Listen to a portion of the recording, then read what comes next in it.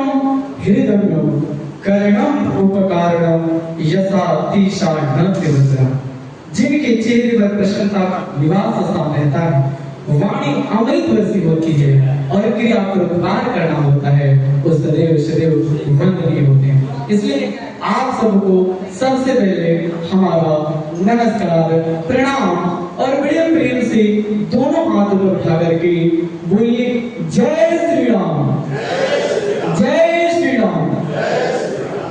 आज यहाँ उपस्थित सभी धर्म प्रेमी सज्जनों भाइयों का हम अंतःकरण अंतर्मन से हार्दिक हार्दिक अभिनंदन और हार्दिक हार्दिक स्वागत करते हैं। आज चूंकि रविवार का दिवस था, सबको अपना अलग अलग कार्य था, लेकिन उस व्यस्ततापूर्ण जीवन शैली में से कुछ क्षण निकाल करके आप समाज के उत्थान की, राष्ट्र के कल्याण की, देश के निर्माण की, संस्कृतियों की रक्षा की, बहनों की रक्षा के कार्य में आप सब आए।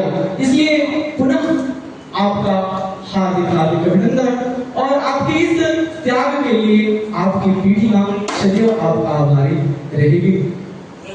मित्रों, आज कहने का कोई महाभारत का रण नहीं सजा, लेकिन आज जिस भारत में हम सब जी रहे हैं, कोई नहीं जानता कि भारतवर्ष का कौन सा क्षेत्र, कौन सा कोना, कौन सा गली, कौन सा मोहल्ला कराची का मैदान बन जाए और सलीम की तलवारें हिंदुओं के ऊपर चलने लगी।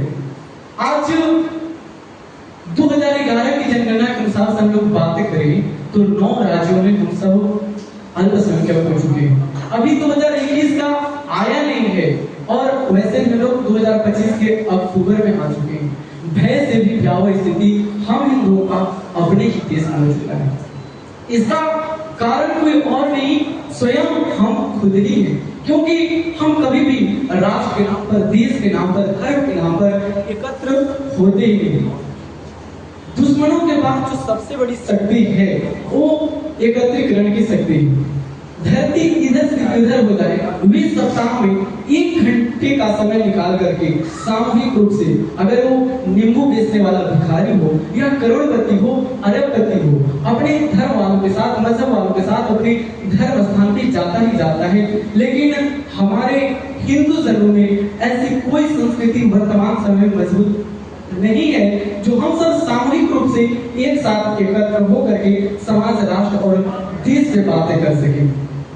अभी नवरात्र का पावन महापर्व बीता, हम अपने बच्चों को जगत जननी मां जगदम्बा की आराधना करने के बजाय, शक्ति की उपासना करने के बजाय, उनके हाथों में तीर, तलवार, गणासा, भाला, आत्मरक्षा, देश रक्षा में देने की बजाय हम उनके हाथों में 2-2 बीते की एक लकड़ी का डंडा, उसमें रेशमी धागे लगा करके आधुनिकता के दौर में संस्कृतियों के पतन के पथ पर ठुमके लगाने के लिए भेज देते हैं और वहीं पर आपका विरोधी, हमारा विरोधी, वो उसे प्रेम जाल में फंसाता है और आगे चल करके कभी हमारी वही बहन बेटी बूढ़ा में पाई जाती है तो उसके टुकड़े टुकड़े बूटी कर दिए जाते हैं। तो इसका कारण कौन है? इसका कारण भी हम स्वयं ही है कि हम उनके आत्मरक्षा सिखाने के बजाय, हम उनके नवरात्र में 9 दुर्गा, 9 देवियों की शक्ति बताने के बजाय हम उन्हें डांडिया खेलने भेज देते हैं। ये हमारी संस्कृतियों का पतन नहीं है तो और क्या है? हम जब जब हुए पराजित, अपनों की ही गद्दारी है। महाराणा प्रताप को मरवाने वाला अपना समाज, वीर शिवाजी को मरवाने वाला अपना समाज, पृथ्वीराज चौहान जी को मरवाने वाला अपना समाज, यहाँ तक कि चंद्रशेखर आजाद को पकड़वाने वाला अपना समाज, अपना समाज। आज जो विरोधियों के ओर से नारे लगते हैं कि 15 मिनट के लिए प्रशासन हटा दो, भारत में खून की नदियां बहेंगी, वो क्या ऐसे ही निकल जाती है वहां? क्या बिल्कुल नहीं। उसके पीछे वो जानता है बोलने वाला हर एक शख्स, यदि आज हमारे साथ कुछ भी हो जाए तो दिल्ली का तो छोड़िए, पाकिस्तान, बांग्लादेश, अफगानिस्तान तक का हमारा मजहबी भाई हमारे साथ है और वही हमारा हिंदू भाई यदि उसके साथ कुछ होता है तो दिल्ली तो छोड़िए, घर के पड़ोसी वाले भी उसका हाल चाल, उसके आत्मरक्षा में नहीं जाता। क्यों?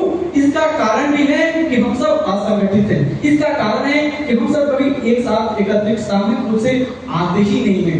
तो हम चाहते हैं कि आप सब हमसे उम्र विज्ञान अवस्था में बड़े लोग बैठे हैं, आप सबको हम 5 बिंदु जो आज का है उसकी चर्चा जो हम सबको करना है, वो मूल रूप से 5 बिंदु आप सब सुन लें।